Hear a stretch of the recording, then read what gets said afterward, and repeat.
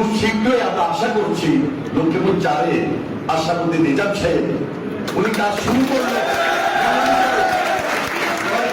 নিয়েই আপনাদের সামনে উপস্থিত হবেন এবং হাজির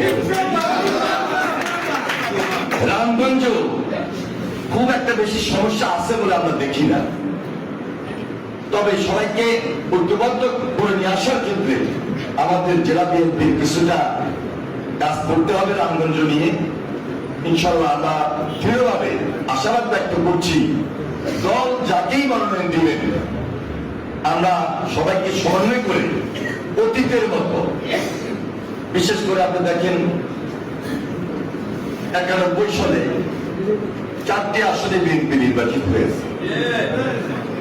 96 সালে 4টি আসনে বিএনপি নির্বাচিত হয়েছে, 2001-এ 4টি আসনে বিএনপি নির্বাচিত হয়েছে, 2008-এও